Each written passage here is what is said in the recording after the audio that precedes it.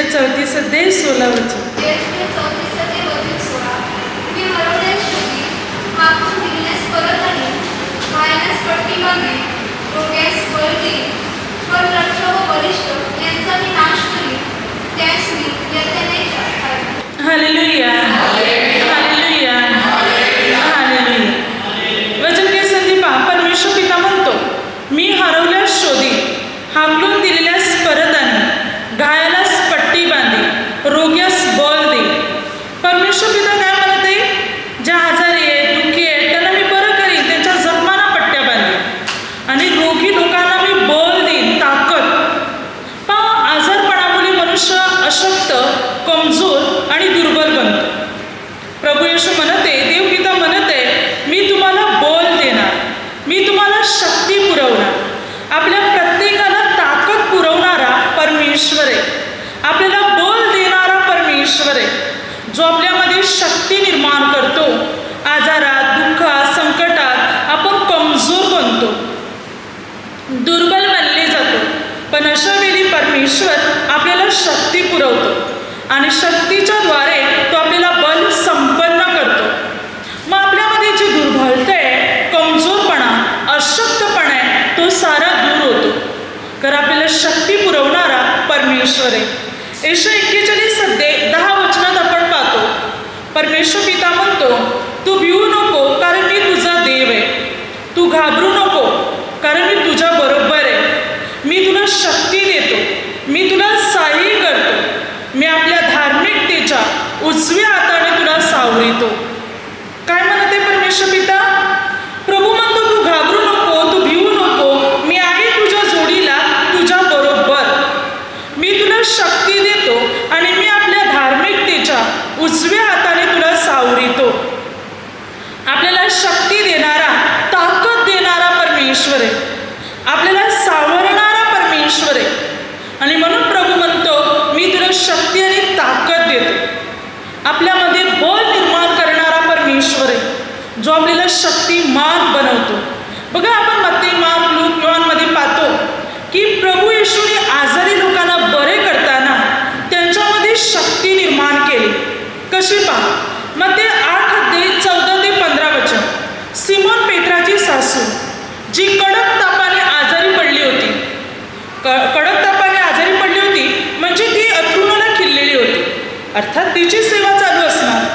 पण प्रभूने काय केलं? जेव्हा प्रभू तिथे आले, प्रभू तिच्या हाताला स्पर्श केला, हाताला दूर उठवले, ताबडतोब ती बरी झाली, तिचा ताप निघाला, उठून प्रभूची सेवा करू लागली. तत्काळ ताप निघाला, बरं वाटलं, ताबडतोब प्रभूची सेवा करायला लागली.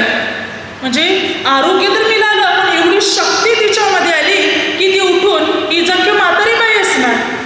आता प्रभूच्या शिष्यामध्ये पेत्र वयस्कर शिष्य होता, 50-60 वर्षाचा तरी पेत्र असणार. मग पेत्राची सासू निदान 70-80 वर्षाची झक्के म्हातारी असणार. ताबडतोब उठून प्रभूची सेवा करू लागली. आरोग्याबरोबर तिला शक्ती सुद्धा मिळाली, ताकद मिळाली तिला, आणि उठून प्रभूची सेवा करू लागली. बघा, आपल्याला बरं नाही, आजारी आपल्याला ताप आला होता, काही दिवस आपण आपल्याला बरं वाटत नव्हतं, मग ताप निघून गेला, बरं वाटलं तरी ती ताकद द्यायला वेळ लागतो, अशक्तपणा जाणवतो आजारपणामुळे. पण इकडे आजार निघाला, ताबडतोब शक्ती पण पूर्ण आली, कारण प्रभू आरोग्याच्या बरोबर शक्तीही देत होते. पहा, मत्ती 9:1-8 आणि मार्क 2:1-12. पक्षघाती मनुष्य, ज्याला उचलून, बाजेसह उचलून प्रभूकडे आणलं. दरवाजाजवळ गर्दी होती म्हणून दारातून येऊ शकत नव्हते, पण त्या 4 माणसाने बाजेसह, अथरुणासह, खाटेसह त्या पक्षघाती माणसाला वरून कौला राखून, छप्पर खोलून प्रभू येशूकडे सोडलं. प्रभूने म्हटलं, मुला, धीर धर, तुझ्या पापाची क्षमा झाली, उठ, आपली बाज उचलणे चालू लागलाच. तो मनुष्य बरा झाला आणि आपल्या घरी गेला, रिकामा पण नाही, आपलं अथरून घेऊन आपली बाज उचलून घरी गेला. ताकद केवढी आली बघा. आजारी मनुष्य पक्षघाती होता, 4 माणसाने उचलून आणलं होतं त्याला. आता एकटा तर चालायला लागला, अथरून पण उचलून घेऊन गेला, आला छपरातून, गेला दारातून, आणि आपली बाज उचलून सुद्धा घरी गेला. ताकद केवढी आली. म्हणजे प्रभू त्या एखाद्या व्यक्तीला बरी करताना त्याच्यात बल भरत होते, ताकद, शक्ती भरत होते.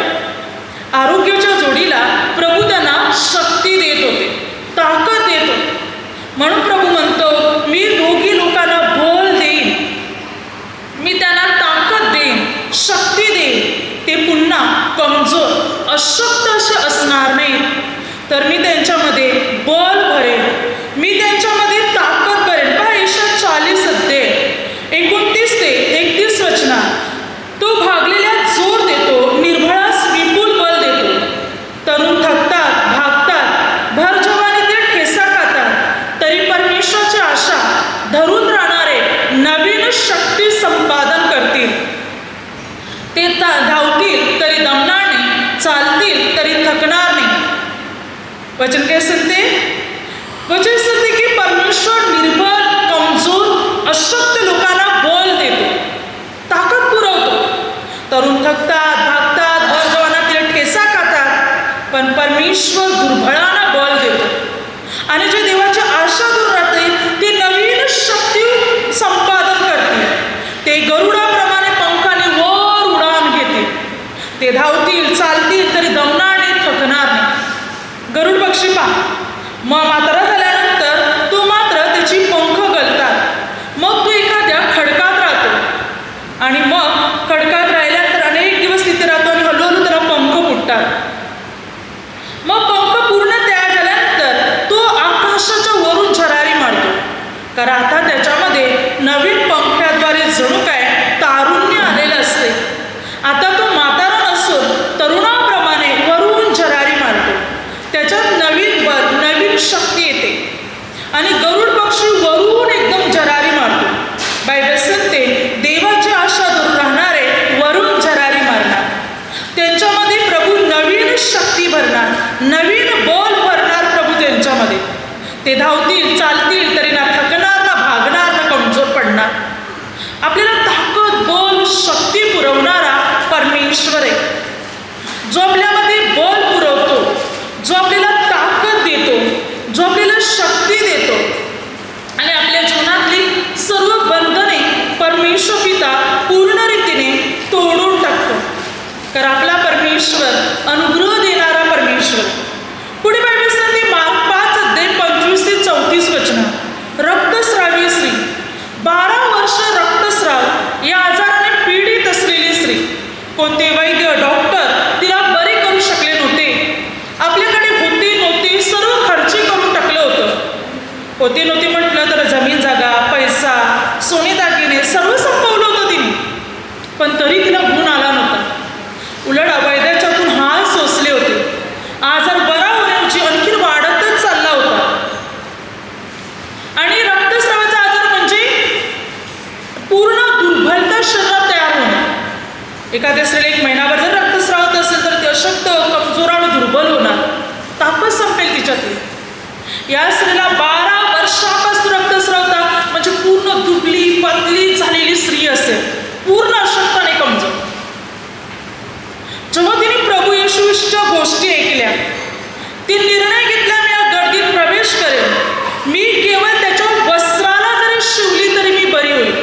एक आत्मविश्वास होता तिच्यामध्ये. तिने हा विचार केला नाही की मला अशुद्ध आजार आहे, गर्दीत कशी सुरू, लोक तर मला ओळखतात, आजूबाजूचे, कारण मी गावाच्या बाहेर राहते, लोकांना सर्वांना माहिती आहे एवढ्या वर्षापासून माझा आजार आहे, मला ओळखतील, मला प्रभूपर्यंत जाऊ देणार नाही. हा कोणताच विचार तिने केला नाही.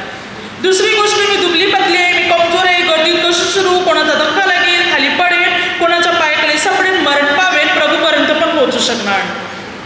कोणत्याच नकारात्मक विचाराला तिने डोक्यात जागा दिली नाही. तिच्यामध्ये एकच विचार होता, मी केवळ त्याच्या वस्त्राला जरी शिवली तरी मी बरी होईल. आत्मविश्वास होता तिच्यामध्ये. तिने त्या गर्दीत प्रवेश केला. तिने जाऊन प्रभूच्या वस्त्राला स्पर्श केला आणि बायबल सांगते ताबडतोब तिच्या रक्ताचा जरा सुकला, ताबडतोब ती बरी झाली. आपल्यातून शक्ती निघाली हे प्रभूने ओळखले. बघा, प्रभूतून डायरेक्ट शक्ती निघाली आणि त्या स्त्रीला ती शक्ती मिळाली. त्या प्रभूने म्हटलं कोणी मला स्पर्श केला? शिष्य म्हणतात प्रभूजी आपल्याभोवती लोकांची एवढी गर्दी आहे आणि आपण म्हणतो कोणी स्पर्श केला. प्रभू म्हणतो हा विश्वासाचा स्पर्श आहे, कारण त्या बाईने विश्वासाने केला होता. तेव्हा आपण लपू शकत नाही. विचाराने प्रभू पुढे आले.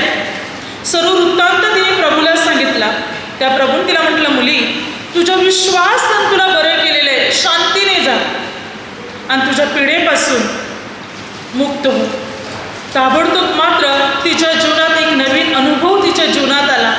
लोका समाजात तिला मान मिळाला. आता ती अशुद्ध राहिली नाही, शुद्ध झाली. आता ती घरी जाऊ शकत होती, म्हणजे तिचं कुटुंब, तिचं सर्व तिला परत मिळालं.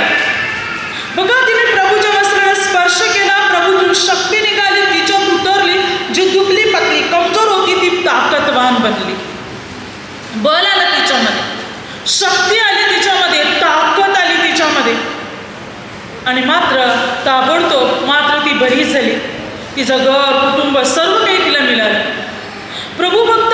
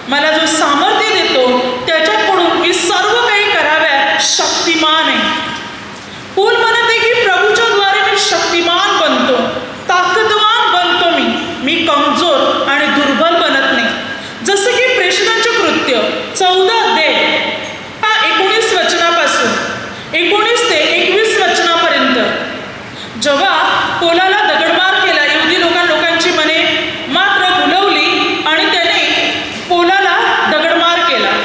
पोल तर प्रभूचं काम करत होता, पण यहुदी लोकांनी त्या ठिकाणी येऊन तिथे असलेल्या लोकांची मने भरवण्याचा प्रयत्न केला आणि त्यामुळे त्या लोकांनी पोलाला दगडमार केला आणि पोल मेला असे समजून त्याला नगराच्या बाहेर नेऊन टाकून दिले. परंतु शिष्य त्याच्याभोवती जमले. त्या पोल उठला. दुसऱ्या दिवशी दरबेस केला आणि 21 वचनं दिले. अंतुनिक्यास आल्यावर उपास प्रार्थना करून त्याने शिष्य बनवले. काय सांगते वचन? 21 वचनापासून 23 पर्यंत. अंतुनिक्यास आल्यावर उपास प्रार्थना करून शिष्य पण बनवले. इतका पोलाला दगडमार केला असेल, मेला असं समजून म्हणजे पूर्ण बेशुद्ध पडला असणार. विचार करा, दगडमार केला होता मारण्यासाठी की तो मराव म्हणून.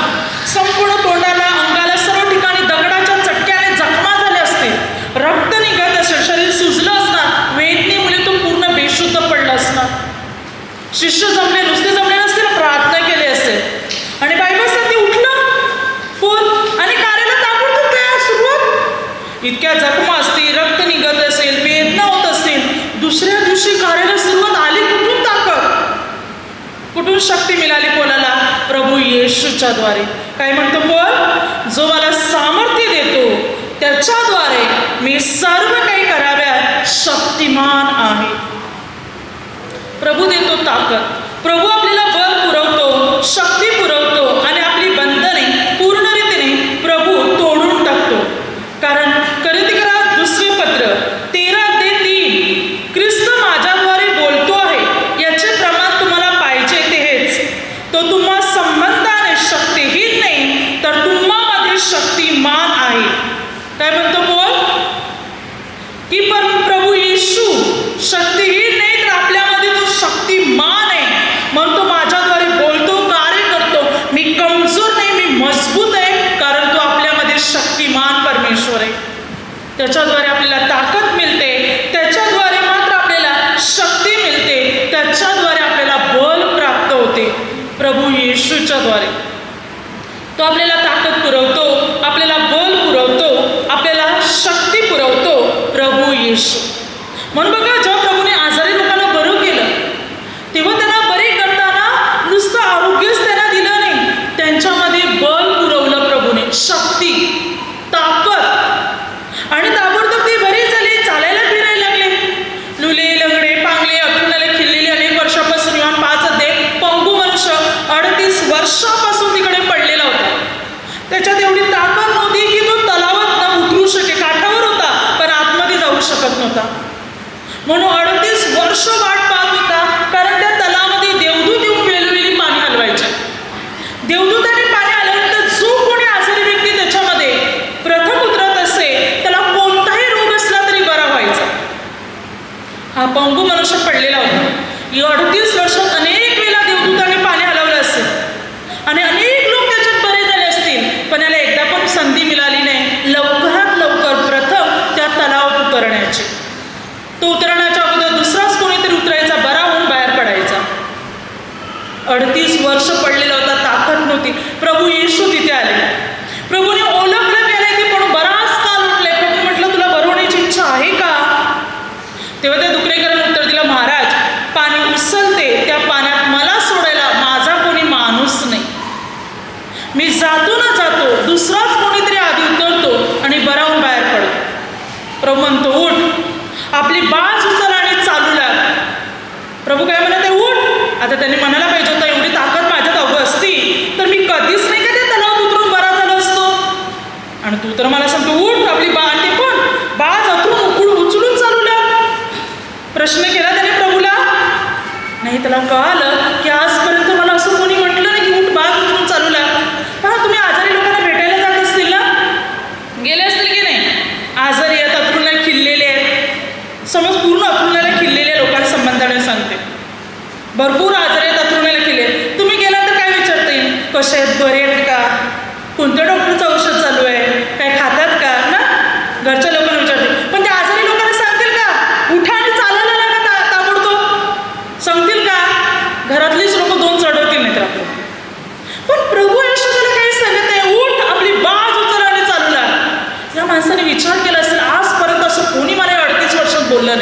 त्याला सांगितलं असेल विश्वास ठेव, तू पण एक दिवस तलावातून तरशील, बरा होशील, धीर धर, एक दिवस तुझा पण येईल, घाबरू नको, हे सांगितलं असेल. पण कोणीच सांगितलं नाही की उठ, आपली बाग उचल आणि चालू लाग. प्रभूच्या शब्दात जोर होते, प्रभूच्या शब्दात सामर्थ्य होते आणि ते त्याच्या आरपार गेले. उठला आणि चालायला लागला. ताबडतोब बरा जर 38 वर्षापासून पडलेला एवढं बल आलं त्याच्यात, ताकद आली की उठला आणि चालायला लागला, बाग उचलून चालू लागला. ताबडतोब बरा झाला. Hallelujah, hallelujah, hallelujah. प्रभू येशूने त्याला ताकद पण दिली आणि त्याला बरंही केलं. वचनसाठी प्रेषितांची कृत्य 3 अध्याय. लंगडा भिकारी, याचं वय प्रेषित 4, 22, 40 वर्षाहूनही अधिक होतं. त्याला गौरव शल्मोनाच्या देवडी सुंदर नावाच्या दरवाजाजवळ ठेवत. तो जन्मापासून अपंग होता, पंगू होता, चालला नव्हता, चालू शकत नव्हता, भीक मागायचा, भिकर पोट भरायचा. पेत्राने होऊन दुपारी 3ऱ्या प्रहरी प्रार्थना करण्यासाठी मंदिरात जात होते. पेत्राने योहानाला पाहून त्याने भीक मागितली, पण पेत्राने म्हटलं, तुला देण्यासाठी आमच्याकडे सोने रुपये नाही, पण जे आहे ते देतो. नासोरी येशू ख्रिस्ताच्या नावाने उठ आणि चालू लाग. बायबल सांगते तत्काळ त्याच्यामध्ये बोल आलं, तत्काळ त्याच्यामध्ये ताकद आली. पेत्राने आपला हात दिला, उठवले, चालू लागला, उड्या मारू लागला. शरीर संपत्ती त्याला प्राप्त झाली. ताबडतोब मात्र तो बरा झाला. ज्याचं वय 40 वर्षाहूनही अधिक होतं, जो कधी चालला नव्हता, तत्काळ बल आलं. ज्या प्रभू येशूचं नाव तिकडे वापरलं, तत्काळ उठला आणि चालायला लागला, उड्या मारायला लागला. शरीर संपत्ती त्याला प्राप्त झाली. प्रभू येशू बरे करताना बोल देत आहे, ताकद पुरवत आहे, शक्ती पुरवत आहे. कारण शक्ती फार महत्वाची, ताकद फार महत्वाची. माणसामध्ये, शरीरामध्ये ताकद नसेल तर तो काम करू शकत नाही. अगदी डोकं पण काम करणार नाही, विचार पण नीट त्याच्यामध्ये म्हणजे नाही, ते भलतेच ना चांगले येणार नाही. शक्ती हे काम करू शकते, हे करू शकते, ते करायचे, ते करायचे, धावपळ करू शकते, शरीर एकदम मजबूत राहू शकते. आणि प्रभू माणसाला शक्ती पुरवतो. एक स्त्री बाळाला जन्म देताना तिला दुप्पट शक्तीची गरज असते आणि शक्ती प्रभू पुरवतो. जेव्हा 9 महिने ती बाळाला उदरात ठेवते, त्यावेळेस स्त्रीला दुप्पट देवाकडून शक्ती मिळते, वरदान आहे देवाचं. नाहीतर असं बघा, मग स्त्री असू द्या, पुरुष असू द्या, 3 ते 4 किलोचा दगड घ्या, पोटाला बांधा, नाहीतर कमरेला बांधा, कुठे तरी बांधा. 9 महिने पण नाही, फक्त 24 तास. 24 तास हा 3-4 किलोचा दगड पोटाला किंवा कमरेला बांधून ठेवा आणि आपली रोजच्या प्रमाणची सर्व कामं करा आणि झोपा. बघा, ना कामं होणार ना झोप लागणार. पण जेव्हा एक स्त्री गरोदर असते, तिच्या उदरात बाळ असते, 3 ते 4 किलो वजन असते, तिच्या उदरात जास्तही असते. पण ही बाई 3, 4, 5, 6 किलोपर्यंत वजन आपल्या उदरात ठेवून सारी कामं करू शकते. कारण त्यावेळेला ती परमेश्वराची शक्ती त्या स्त्रीला मिळते. देवाकडचा हा अनुग्रह येतो, देवाकडची ताकद आहे, ती त्यावेळेला स्त्रीला प्राप्त होते. जसं की सारा इब्री लूकास पत्रामध्ये 11 अध्याय 11 ते 12 वचना. सारा तर 90 वर्षाची होती. अशा वयात ती आता गरोदर राहिली होती देवाच्या वचनामुळे. देवाने अभिवचन दिलं होतं की सारेला मुलगा होईल. आता ती म्हणजे तिला मुलबाळ होतं, म्हातारी झाली होती, 90 वर्षाची होती. वचन सांगते देवाने तिला शक्ती पुरवली, बाळाला उदरात ठेवण्याची आणि बाळाला प्रसवण्याची शक्ती देवाने तिला पुरवली. कारण तिने वचन देणाऱ्याला विश्वासनीय मानले होते. विचार करा, 90 वर्षाची स्त्री 9 महिने बाळाला उदरात ठेवत आहे आणि मग बाळाला प्रसवत आहे. बाळाला जन्म देण्यासाठी भरपूर ताकदीची गरज असते आणि ही ताकद, ही शक्ती परमेश्वराने सारेला पुरवली आणि सुंदर, चांगल्या, निरोगी, स्वस्थ बाळाला तिने जन्म दिला. शक्ती देव पुरवतो, ताकद, बल परमेश्वर देतो. जेव्हा आपला देवावर भरोसा असतो, विश्वास असतो, तेव्हा देव आपल्याला सहाय्य करतो, आपल्याला सांभाळतो, आपली बंधने तोडतो, आपल्या समस्येतून आपल्याला मुक्त करतो, आपल्या संकटातून तो आपल्याला सोडवतो, आपल्या निराशेतून तो आपल्याला सोडवतो. त्यानंतर वचनासाठी प्रेषितांची कृत्य 9 अध्याय 32 ते 35. पेत्र लोद या ठिकाणी आला. तिथे एनास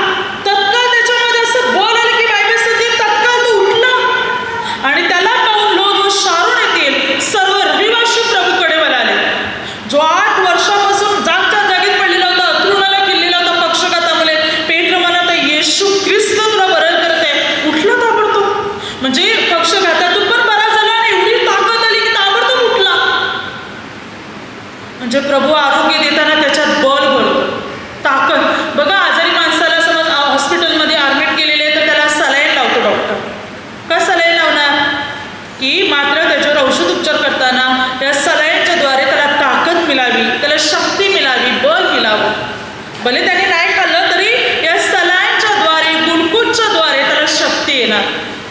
प्रभू येशू काय करतो? आरोग्य देतो, आजार बरे करतो आणि शक्ती पण आपल्यामध्ये भरतो, ताकद भरतो, बल भरतो तो आपल्यामध्ये. म्हणून वचन सांगते, मी रोग्यास बल देईन, ताकद पुरवीन. आपल्याला शक्ती देणारा परमेश्वर आहे, आपल्यामध्ये बल भरणारा परमेश्वर आहे, आपल्यामध्ये ताकद भरणारा परमेश्वर आहे. भरोसा ठेवा, तो तुम्हाला बल संपन्न शक्तिमान बनवण्यासाठी समर्थ आहे परमेश्वर. आपल्यामध्ये अशक्तपणा, दुर्बलपणा, कमजोरपणा आहे तो परमेश्वर दूर करेल आणि आपल्याला शक्तिमान बनवेल, बल संपन्न बनवेल. प्रभू आपली बंधने तोडेल आणि मग गरुडाप्रमाणे वरून झरारे मारतील. तर आपल्या जीवनात कार्य करणारा परमेश्वर आहे. Hallelujah, hallelujah, hallelujah. आता माझ्या शब्दाद्वारे जे काही चुकलं असेल त्याबद्दल मला क्षमा असावी. हालेलुया.